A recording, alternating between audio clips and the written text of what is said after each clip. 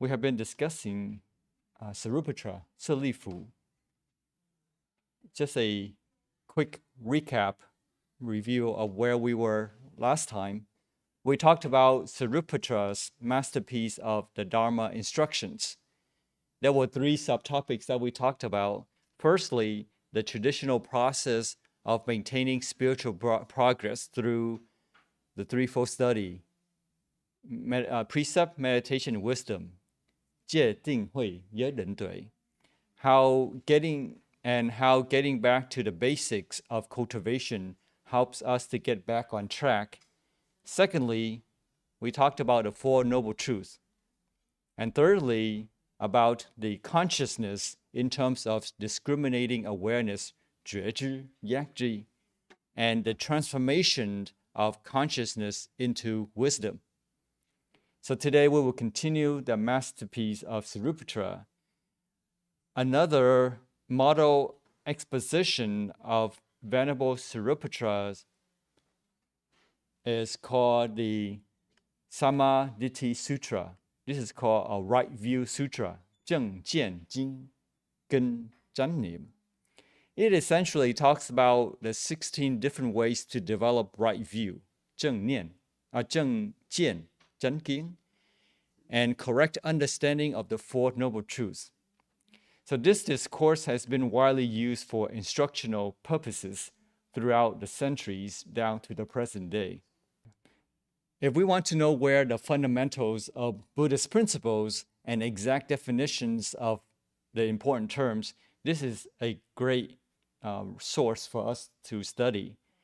It's important that we know the sources and accurate definitions of the Buddhist terms so to avoid misunderstanding and misinterpretations. More than often, what is claimed to be Buddha's quotes or the Dharma is just someone's aspiration. So what is right view? Here Sariputra explains to the bhikkhus, the monks, what right view is. One of right views is said in that which is essentially that the view is straight, that the practitioner has perfect confidence or faith in the Dharma and has arrived at the true Dharma to realize enlightenment. So Venerable Sariputra then gave the first examples of right view through the understanding of wholesomeness and unwholesomeness, 善法与不善法. So he essentially goes through different ways of developing right view, and being the first set is the wholesome, and the unwholesome. What are wholesome and unwholesome deeds? There are four aspects to the wholesome and unwholesome. Let's see the scripture. Sariputra says, friends, what is unwholesome?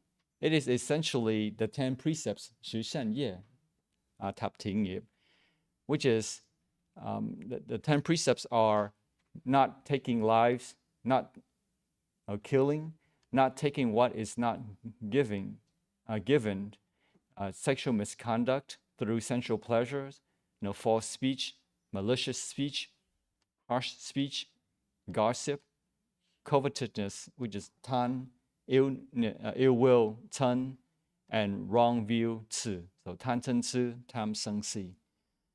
So these 10 conducts are what considered to be unwholesome, 不善, 不thiện. And the root of unwholesomeness, 不善根, 不thiện根, essentially is divided into three portions: greed, hatred, and delusion.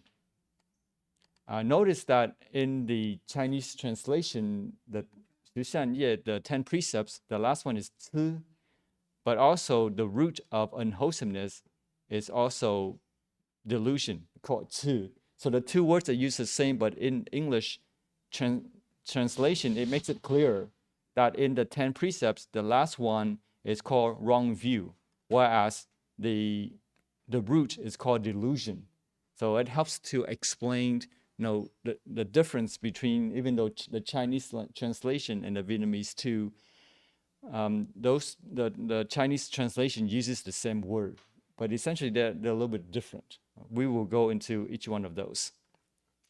And the next is called the wholesome, shan, bhakti. Is abstention from killing, no, just the opposite. So these are the positive form of the precepts, right? These 10, the 10 precepts. And what is the root of wholesome? Shan gan, tian gan, is essentially no greed, no hatred, no delusion. So the disciple who understands the unwholesome, the wholesome entirely, then he will abandon the underlying tendency to lust, underlying tendency to aversion, and tendency to view and conceit, meaning 我执, ngã chấp. Essentially getting rid of the 贪嗔痴, the greed, anger, and delusion. So and abandoning these, in that way, one has right view, one has confidence or faith in the Dharma, and one has arrived at this truth Dharma. So essentially that is the explanation of what is wholesome and what is not wholesome. After last time's lecture, when we talked about precepts observance, 持戒, 己业, there was a request to speak more on the Buddhist precepts.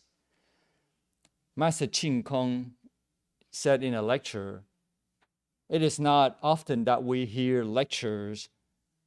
He said in a lecture that it is not very often that we hear lectures on precepts for two reasons. One is it's not easy to speak on precepts as they are very deep, principally and practically. Two is people generally don't like to hear lectures on precepts because it feels like being reprimanded. So based on this request, I will try my best to share what I have learned. I agree to speak on the precepts today because it coincides with what we discussed last, which is going back to the basics in order for us to maintain our progress and to make progress again. Understanding the basics is very important to avoid losing our way. We should go more and more deeply into the so-called basic teachings of Buddhism rather than trying to hurry on to teachings which are allegedly more advanced. One cannot afford to neglect the elementary teachings of Buddhism. By elementary, I mean the ethical teachings as embodied in, for example, the five precepts, the 8 precepts, the 10 precepts, right? 五戒, 八戒, 十善, 五giới, 八giới, Thập thiện. In this case, we will discuss the 10 precepts, 十善業, 十thiện, 十thiện nghiệp. The 10 precepts are important in Buddhism. Without the 10 precepts, the Dharma could not, in fact, exist. So today, there are 4 things that I would like to discuss with you. One is the relationship between going for refuge, 皈依三宝, and observing the precepts, 持戒, 止业. Second is to talk about the sources of the 10 precepts. Where can we find the 10 precepts in the sutra? Third is precepts as principles. And then lastly, precepts as training. As you can see in this illustration, you might say that the 3 jewels, 三宝, 三宝, are the 3-stepped platform and foundation of the Dharma, Buddhism. The 10 precepts are the pillars supporting the spacious dome. Meditation is the dome itself, and wisdom is at the very top. The subject of Buddhist ethics, 戒律, 戒律, when understood properly, is not dull and uninteresting as to the superficial observer it might appear, but on the contrary, full of life, light, warmth, and color. This is not meant to reprimand anybody, but to try to have a full understanding of the meanings of the Buddhist precepts. We will spend a little time talking about the architectural metaphor, starting with the three Jews, Gui Sanbao, Gui Danbao, at the base here. The three refuges, or three Jews, Sanbao, Danbao, are of course the Buddha, or enlightened one, the Dharma, or teachings of the way to enlightenment, and Sangha, or the spiritual community of those following the way to enlightenment, especially those who have attained to the higher transcendental stages of spiritual progress from which recession is not possible, 不可退转, không có thể thối chuyển. What does it mean to go for refuge to the Buddha, the Dharma, and the Sangha? It means to commit oneself to them when one has seen the goal clearly. One decides that to attain enlightenment is the most important thing in human life, and then acts in accordance with that decision. This means organizing one's entire life in all its different aspects in such a way as to further promote the attainment of enlightenment. Take this mandala as a simile. This is the Tibetan mandala. It means that placing the ideal of enlightenment, in other words, placing the Buddha, which one can oneself become a Buddha, at the center of one's personal mandala. And arranging one's different interests and activities in such a way that they are placed nearer to the center or further away from the center of the mandala in accordance with the degree to which they either help or hinder the attainment of enlightenment. So anything that helps the enlightenment, our goal towards enlightenment, we should place at the center. And anything that hinders, we should push them out towards the outside. And anything that really becomes an obstruction, we put them outside of this circle. Does that make sense? Right? So interests and activities that are opposed to the ideal of enlightenment should, of course, be banished from the mandala or outside of the circle, of the outer circle. Going for refuge is the fundamental Buddhist act. It is what makes one a Buddhist, a follower of the Dharma. The relation between refuges and precepts is not merely external. 不是形式上的, không phải trên hình thức. The relation between one's going for refuge, 皈依三宝, 皈依tam bảo, and one's observance of the precepts, 持戒, 止giới, is an organic one, 一体不二, nhất thể không phải là hai. Observance of the precepts being as much an expression of going for refuge as the flower is an expression of the seed. They are interrelated and inseparable. In a sense, the going for refuge and the observance of the precepts are a part of a single process of spiritual life and growth. Placing the Buddha at the center of one's personal mandala corresponds to going for refuge. The radical change of our lives to observe the precepts is a natural consequence, that is to say, as the result of going for refuge. 皈依三宝, 皈依三宝. Going for refuge, or commitment to the three Jews, is one's lifeblood as a Buddhist. Observance of the precepts, 持戒, 止giới, represents the circulation of the blood through every fiber of one's being. By its very nature, blood must flow and circulate. If it does not circulate, this means that the organism to which it belongs is dead, and that the blood itself, stagnating, will soon stop to be blood. Similarly, by its very nature, going for refuge must find expression in the observance of the precepts. If we aspire to become a Buddha, we take refuge in the Buddha, but we don't observe the precepts, then we are not truly following the path towards Buddhahood. If it does not find such expression, this means that as a Buddhist, one is virtually dead, and that the going for refuge itself, becoming more and more mechanical, will soon stop to be effectively so. 修行只有在形式上而已, right? Tu hành chỉ có trên hình thức mà thôi.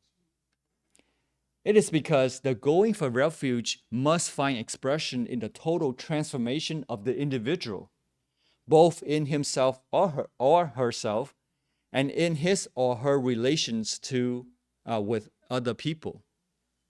This total transformation is represented more adequately by the 10 precepts, 十戒 10 giới, than any other set of precepts.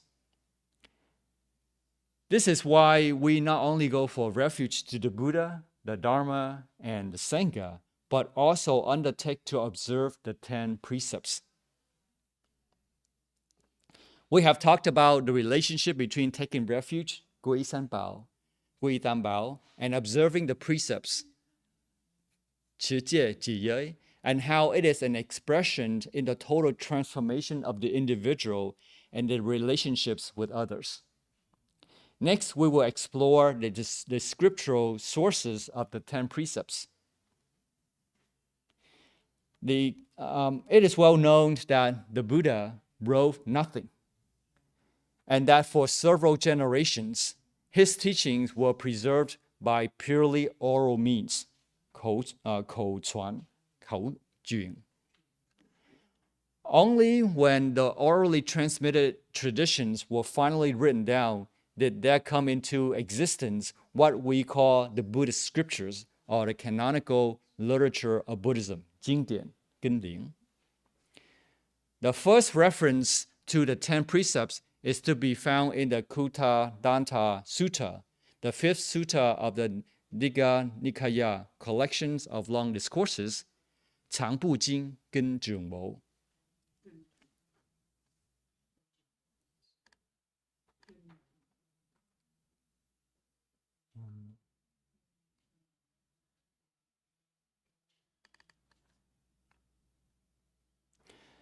This sutta essentially deals with the subject of sacrifice, 献祭, 行tế, and is concerned to establish the superiority of the purely moral and spiritual sacrifice taught by the Buddha over the bloody sacrifices of the old Indian Brahminical religion.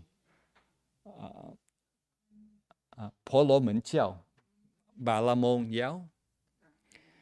Towards the end of the sutra, the Buddha did teach about sacrifice, but it was a spiritual sacrifice, right? 舍弃, 洒婆, to let go of the 10 evil conducts. Whereas the Brahminical religion taught to sacrifice animals to the bloodthirsty gods and goddesses. The Brahmin Kuttadanta, which is the name of the sutra, has assembled many hundreds of animals in readiness for a great sacrifice, but not knowing how to perform it. He decides to go and ask the Buddha, who knows all about such things. In response to Kuttadanta's inquiry, the Buddha tells him a story of a great king of former times called Mahavichita. This king too had wanted to offer a great sacrifice and had asked the royal chaplain, 牧师, 牧师, to instruct him how the sacrifice should be performed. The royal chaplain, as it turns out, was the Buddha himself in a previous existence. So here is the conversations between the Buddha and Kuttadanta, but we won't go into the details. I have already, in a sense, summarized the major part of the story. I just want to point out where we can find the 10 precepts in the sutras. And here are the 10 precepts in their positive and negative forms, which the Buddha clearly explained to Kuttadanta. So again, here, right, there are those who kill living beings or living creatures, and those who refrain from killing living beings. And those who refrain from killing beings, they encounter joy and gain confidence in his own heart, right? And that the Buddha goes on to explain about stealing, sexual misconduct, lying, these divisive speech, harsh speech, talking nonsense, and covetousness, ill will, and wrong view, 贪嗔痴. So this sutra discusses the 10 precepts. The Buddha explains to him, the Brahmin Kuttadanta, 婆罗门人, người Ba La Môn, and then he realizes what is the best sacrifice of all and obtains the pure and spotless eye of truth, 法眼, 法眼, thus becoming a stream entrant, 出果, 奢华. The fact that the 10 precepts should be referred to in this sutra, Kuttadanta Sutra, in context of a story of former times is interesting because it suggests this particular ethical behavior was of great integrity. 古老的经典, right? Cái kinh điển này rất là xưa, cổ xưa. Or that it belonged, or as we would say, to the earliest days of Buddhism. The next canonical source containing the 10 precepts with more elaborative explanation is in the Kunda Sutra.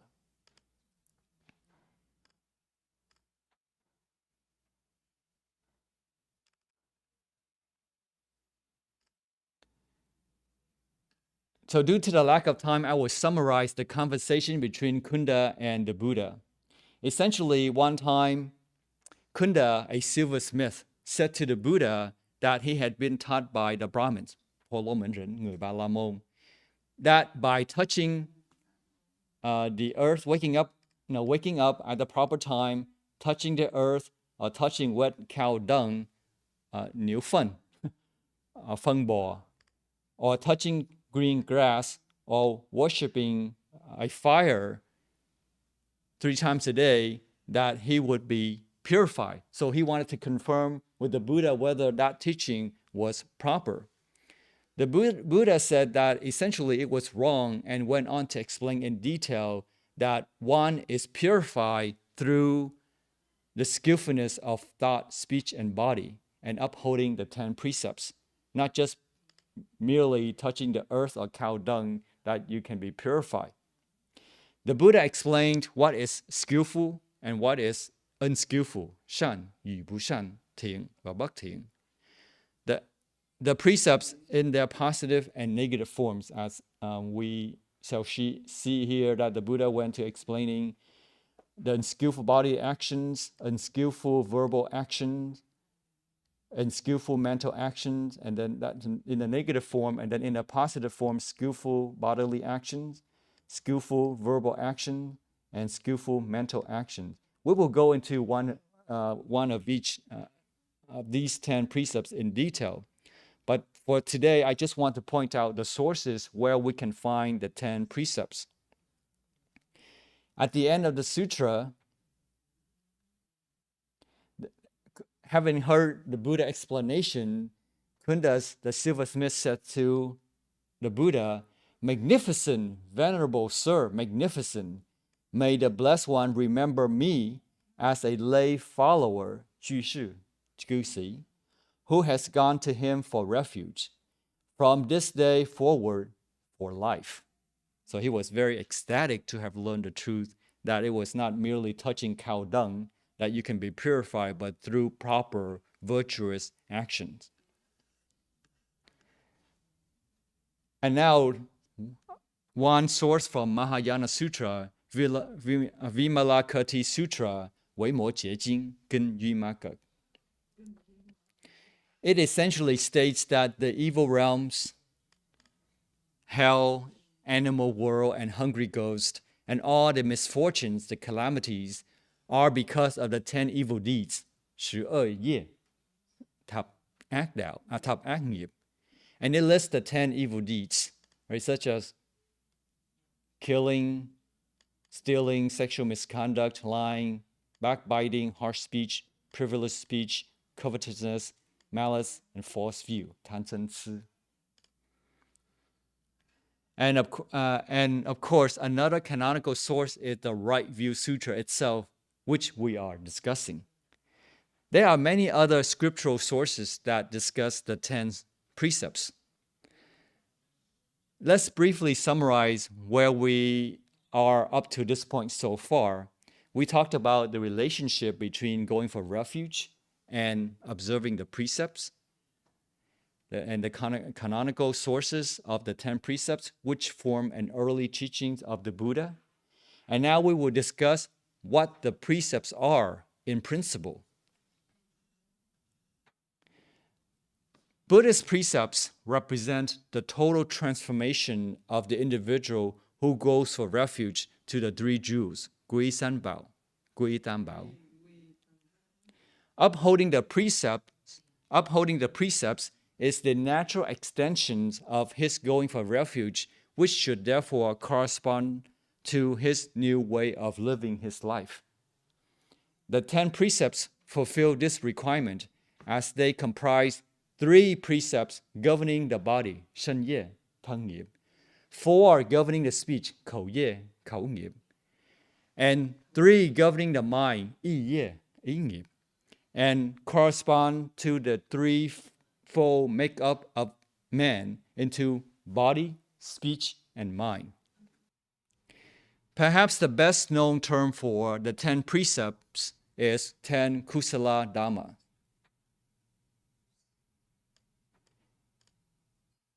In Chinese, it's called 十善业道, Thập, thiện, nghiệp, đạo, as they are called, and in the observance, practice, or cultivation of the 10 kusala dharma.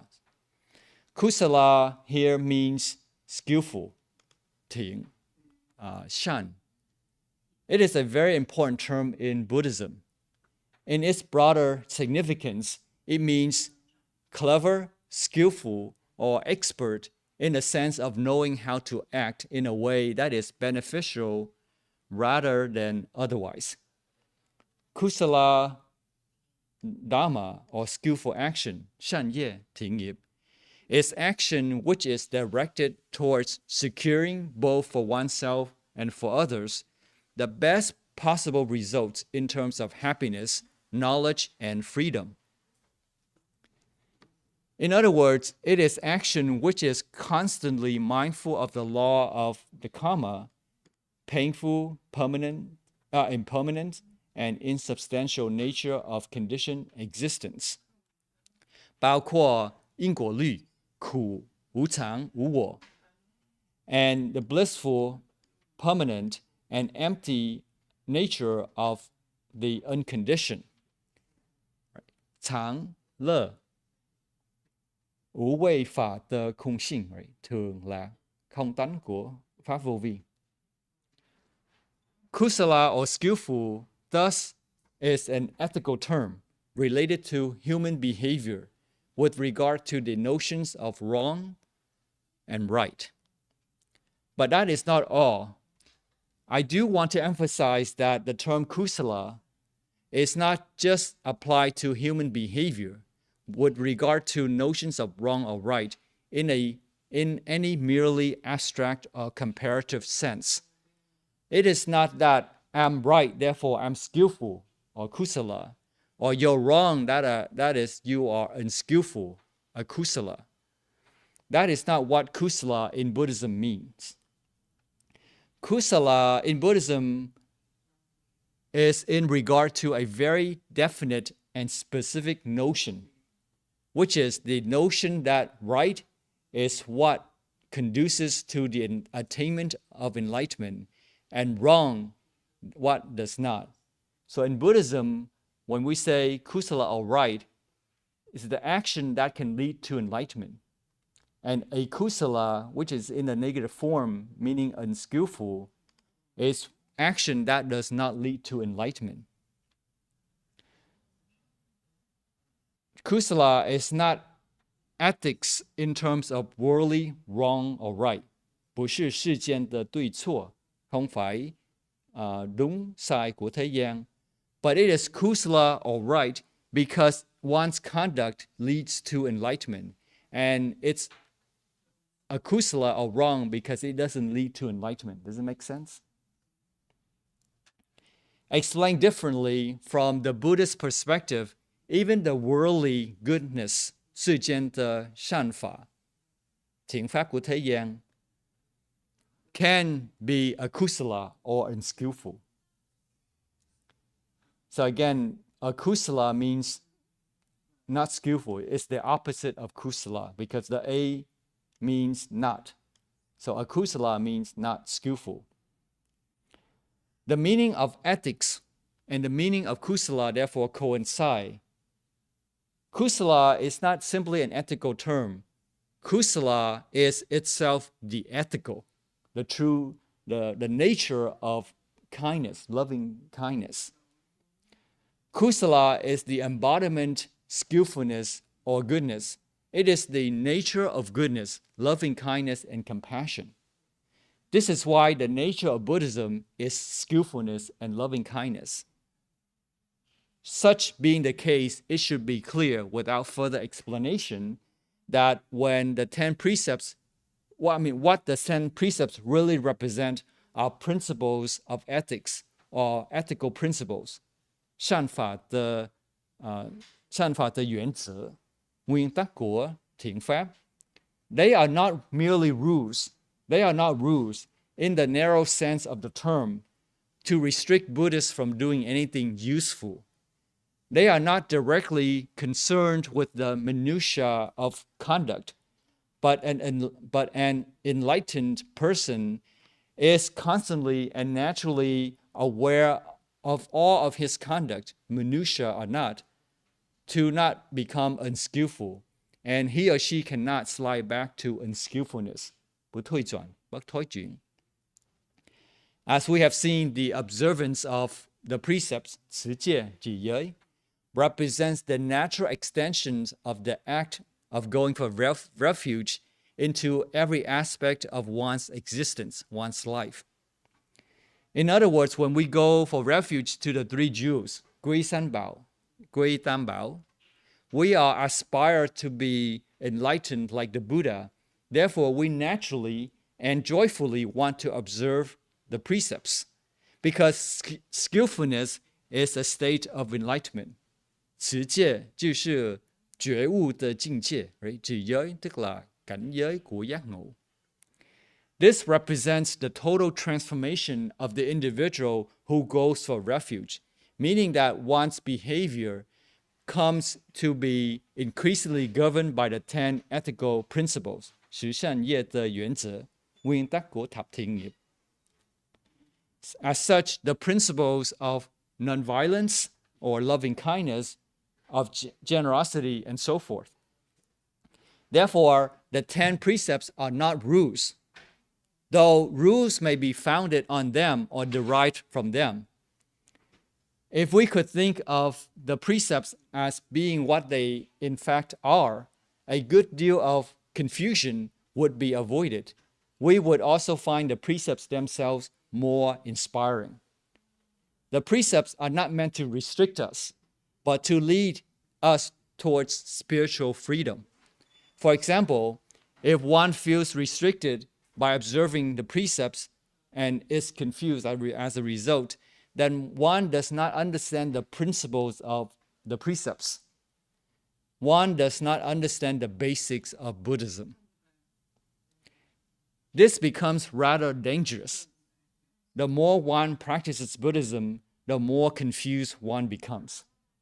In this case, he should ask himself whether he is observing the precepts mechanically and not applying wisdom.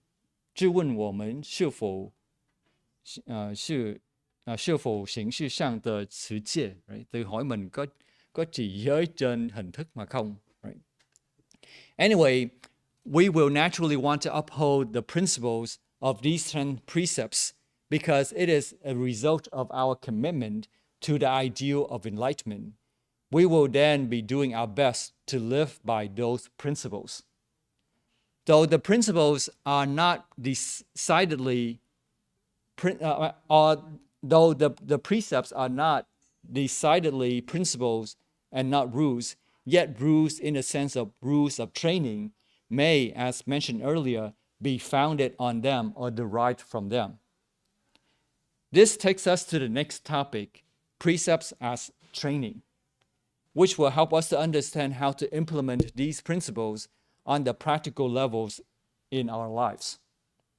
So far we have talked about the natural relationship between going for refuge and observing the precepts, the scriptural sources of the 10 precepts, and that the 10 precepts as principles encompassing body, speech, and mind will lead to enlightenment. We will now go into the details of each precept. We will only have enough time to cover the first precept, the precept of no killing. So in general, precepts as training is called Sikkhapada. Sikkhapada 戒律的培训, bài huấn của giới luật. Pada means footstep. Sikkha means to be able. So putting it together, essentially, Sikkhapada means training. The precepts as Sikkhapadas or precepts as training, and therefore as capable of being learned, and one speaks of them in this way when taking them from a teacher, 受戒, 讨giới. One is at the same time speaking of oneself as one who is capable of learning them, in other words, capable of observing or putting into practice those ethical principles of the 10 precepts, 持戒. The fact that the 10 precepts, the 10 great ethical principles as training, therefore means that the 10 precepts are not only something that one is capable of learning, but also something to be learned personally from a teacher. In this context, the 10 precepts as training are things that one is able and willing to learn. Means that they are taken not simply as ethical principles, which will govern one's entire life, but also as principles which have to be learned. In other words, learned from a teacher. Learning the 10 precepts or 10 great ethical principles in this way involves a number of things. It involves one, in the sense of genuinely absorbing the spirit of the precepts, right? 受戒的精神, 登藤果讨giới, as opposed to just the letter of the 10 precepts, 指文字, 執方tử. Two, learning how to apply the 10 precepts to the affairs of everyday life, how to incorporate those precepts in our lives. Three, learning how to confess breaches of the 10 precepts and how to make such breaches good, 忏悔, 三悔. And then four, it is also involves learning how to make and keep vows, 发愿, 发愿, in a sense of solemn promises to do something, such as practicing giving dana, 修布施, 度菩提, attending Dharma assembly or class, 共修与学佛法, or to not do something, such as no sexual conduct, 不行淫, 不含淫, for a certain specified period. Now let's get started. Let's start with the first precept, abstention from killing, 不杀生, 不杀生.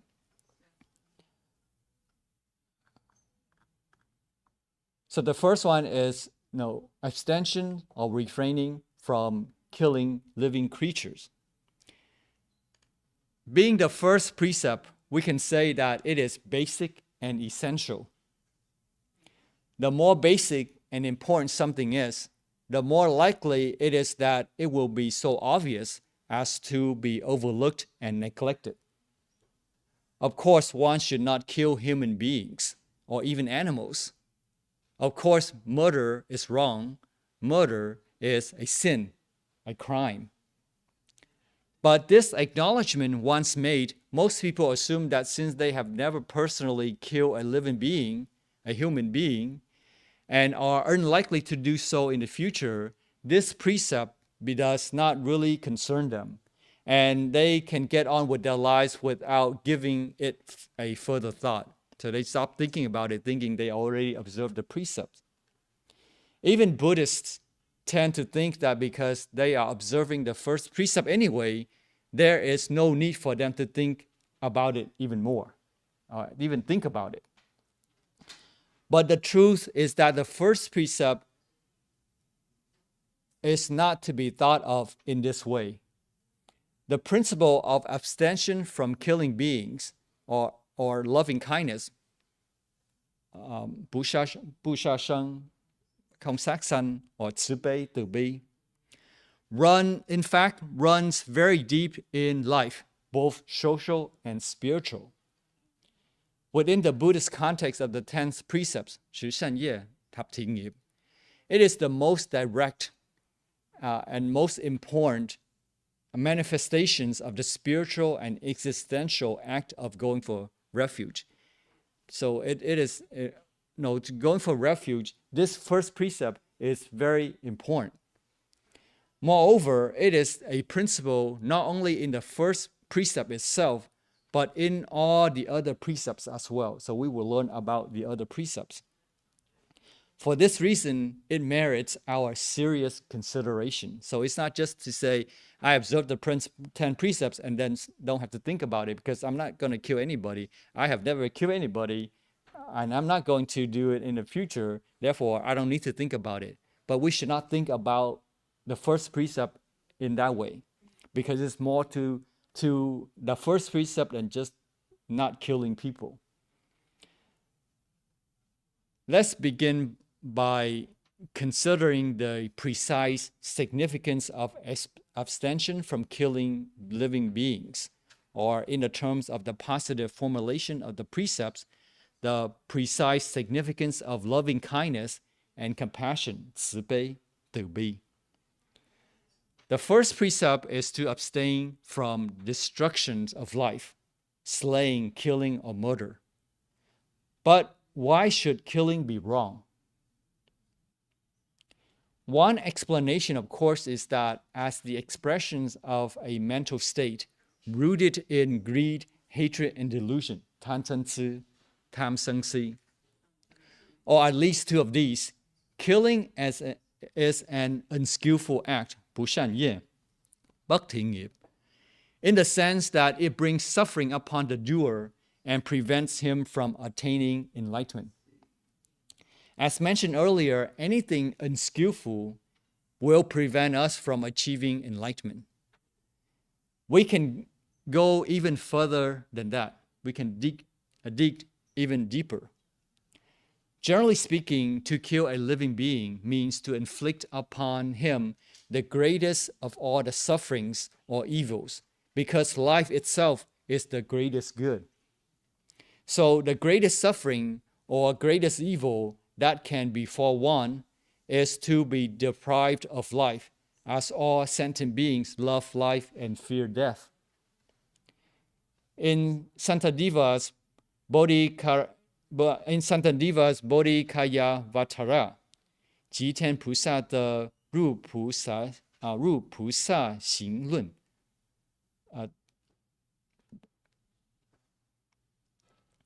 nhập Bồ Tát hạnh luận của Tịch Thiên Bồ Tát. After describing by pondering upon the excellencies of solitude, a man stills vain imaginations and strengthens his thought of or will to enlightenment, bodhicitta, he proceeds, 菩提心 Bồ Đề Tâm, phát 菩提心 phát Bồ Đề Tâm. First, he will diligently foster the thought that his fellow creatures are the same as himself. All have the same sorrows, the same joys as I, and I must regard them like myself. The body, manifold of parts in its divisions of members, must be preserved as a whole. And so likewise, this manifold universe has its sorrow and its joy in common. Although my pain may bring no hurt to other bodies, nevertheless, it is a pain to me, which I cannot bear because of the love of the self.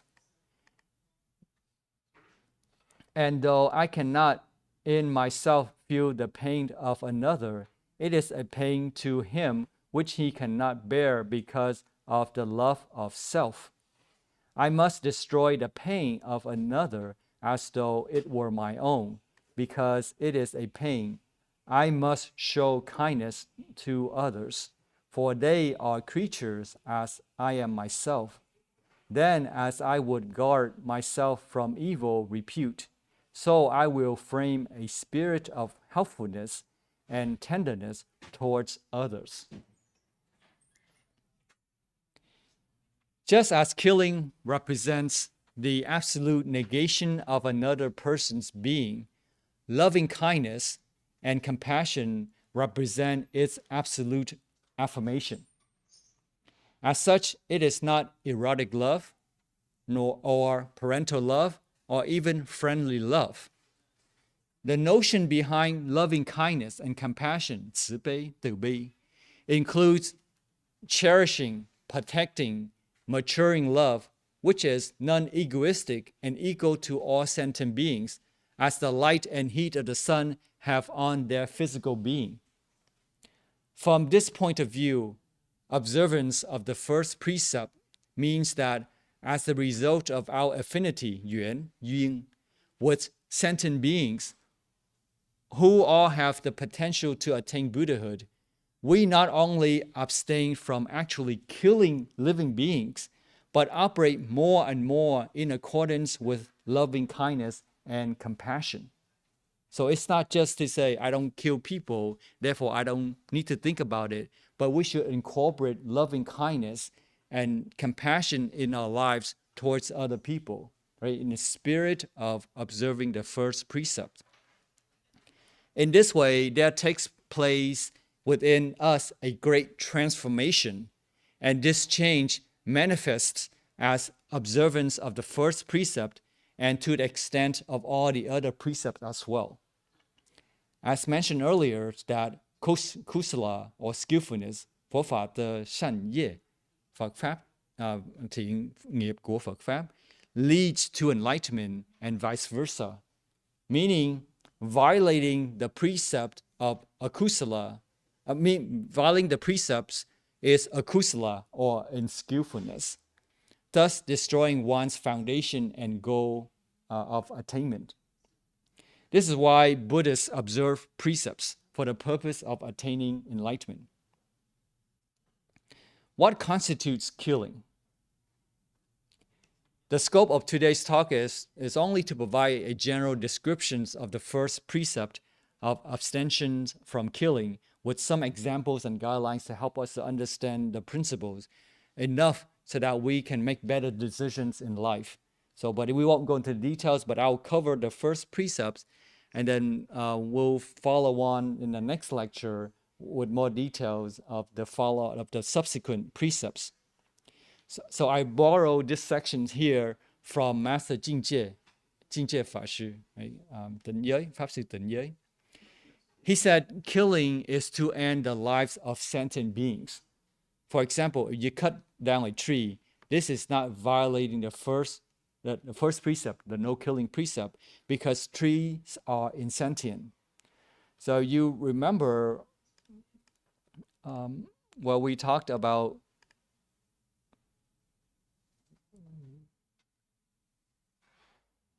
let me bring up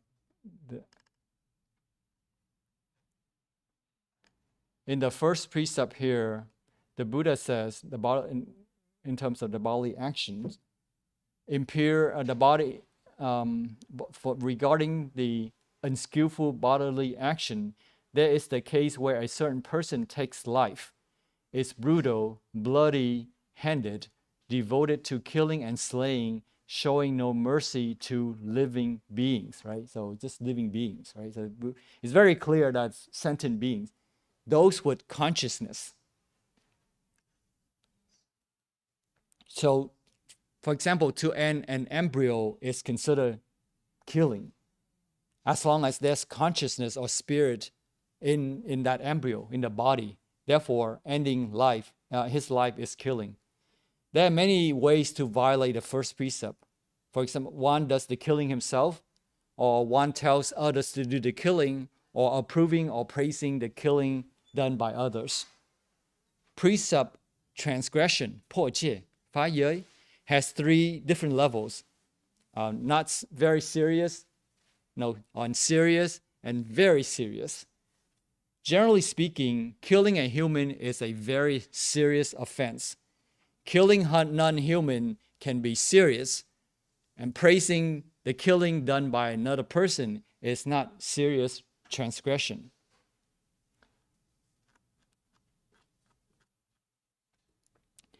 The criteria for violating the precepts include intentions of joy, deeds taken, including the tools used in that act, and completion, the result, meaning that life of that subject has ended, that the person has ended.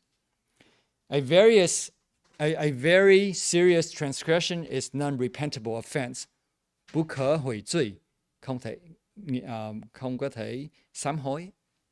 Such as one does the killing himself, resulting in the death of another person. There are other ways that killing can occur.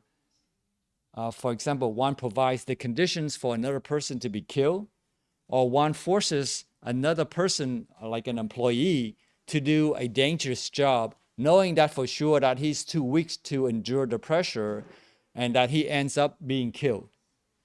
One can also do killing using spells, using magic, causing a misfortune to occur and end his life. Abortion is also killing sentient beings. As long as an embryo has consciousness, it's killing.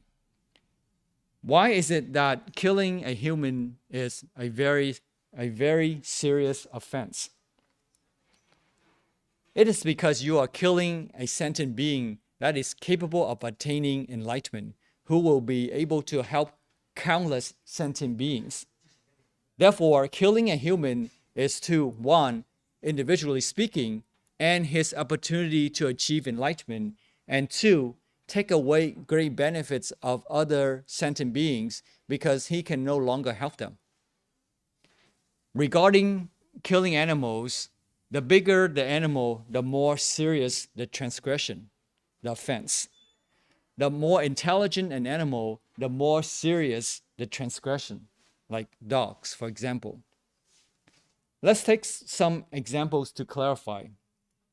For example, let's say you say, I have no intention to kill, but I accidentally kill a person or an animal. It was an unfortunate but honest mistake. In this case, there is no violation of the killing precept. 不犯戒, không phạm giới. But there may be karmic consequences for that mistake. Meaning that the person that has been killed by you might take revenge in the future. But your mistake does not obstruct you from achieving enlightenment and spiritual liberation. Does that make sense? I said there might be a karmic consequence because if your karmic seed of killing does not encounter the appropriate conditions, yuan, ying, it will not come to fruition. For example, if the person whom you had accidentally killed somehow becomes enlightened before he takes revenge on you, then that person will no longer do harm to anybody, including you. Insanity is not considered a violation of the killing precept, but there may be karmic consequences. What is insanity? For example, a person grabbing fire to burn himself or grabbing excrements as if they were gold. So here I want to emphasize, make clear the distinction between precept violation, 犯戒, phạm giới, and karmic consequence, 果报, quả báo. Precept violation will close the path to enlightenment and impact your future rebirth. Karmic consequence will make you personally pay for your mistakes, 别报, biệt báo, but it does not impact your next rebirth or prevent you from attaining enlightenment. So if you have accidentally killed somebody and you had no intention to do so, it's not necessary that you will end up in the hell. It will not obstruct you from attaining enlightenment or taking rebirth in Sukhavati, 往生极乐世界, 往生極樂thế giới. Let's say you accidentally killed your friend but had no intention of killing. 沒有心,只有境, không có tâm, chỉ có cảnh duyên. It was unfortunate, but this honest mistake will not force you to enter the three evil realms. But you owe him for taking his life. In the future, when the conditions are satisfied, he will take his revenge to hurt you back. But at that time, you have been liberated, so it would not be an issue. There's a story in Dhammapada, 法句經, to illustrate this point. So in the Dhammapada, verse 1, there was a story about Dara Kakupala, so the elder. Dara means the elder, venerable. Kakupala, one day he came to pay homage to the Buddha at a monastery, Jatavanta monastery. And pacing up at night in meditation, he accidentally stepped on some insects. And then in the morning, there were monks who found the insects dead, and they thought ill of the Dara, the venerable, and reported the matter to the Buddha. The Buddha asked them whether they had seen the Dara killing the insects. When they said in negative, meaning they said no, the Buddha said, just as you had not seen him killing, so also he had not seen those living insects. Besides, as the Dara had already attained arhatship, Alahan, he could have no intention of killing, and so he was quite innocent. So again, having no intention doesn't impact your attainment of enlightenment. In fact, no one can obstruct your attainment of enlightenment. Only you can prevent yourself from becoming a Buddha. But your unintentional mistake does not excuse you from the possible karmic payback. Right? So there are exceptions. 菩萨戒的开缘, 开因果Bồ Tát giới. Let's cover this part and then conclude for today. For example, Master Jingje said, there's a determined terrorist who's about to set off a bomb, potentially killing thousands of people. A bodhisattva knows this and has tried all practical methods to stop him, but nothing is effective. The only way for the bodhisattva to prevent him from setting off the bomb is to end his life. The bodhisattva is basing his action on compassion, not allowing the terrorist to commit such atrocity, to kill many people, and later suffer in the three evil realms himself. This is not precept transgression. 不犯戒, không phạm giới sát sanh, 不犯杀生业, 戒杀生戒. The terrorist in the future life may take his revenge on the bodhisattva, but the merits and wisdom of the bodhisattva are so great that he will be more than happy to pay. For example, the bodhisattva, because the bodhisattva has achieved the state of no self, so he does not suffer. For instance, the bodhisattva is a billionaire, and the terrorist comes to collect his debt of $5. The bodhisattva would not even hesitate to give him $5. Does it make sense? So therefore, if you have no intention, it does not prevent you from attaining enlightenment or taking rebirth in Sukhavati, 往生极乐世界, vãng sanh cực lạc thế giới. But there might be karmic consequences. But for mundane beings, karmic consequence of a very serious killing, transgression, is the 3 evil realms. Even if he has escaped the 3 evil realms and is reborn as a human, he will still be plagued with the consequences of painful and difficult to treat illness or short life. On the other hand, karmic rewards of abstaining from killing include good health and longevity. The practitioner will be able to sleep soundly at night and live a happy life. Let's summarize and then conclude. We have today talked about the precepts. We all have the so-called Buddha nature, 佛性, Phật tánh, inspiring us to achieve ultimate merits and wisdom. So we are aspire to become like the Buddha by taking refuge in the Buddha, the Dharma, and the Sangha. We are then motivated to live in a way that is conducive to enlightenment. Therefore, a natural extension to the going for refuge to the 3 jewels, 皈三寶, 皈依三寶, is to observe the precepts, 持戒, 止giới. We focus on the 10 precepts because they cover the entire human being, comprising body, speech, and mind. A person only going for refuge without observing the precepts is not a complete Buddhist. We explained that the precepts are the ethical principles themselves, not rules to restrict Buddhist practitioners. However, rules may be founded on them or derived from them for training purposes.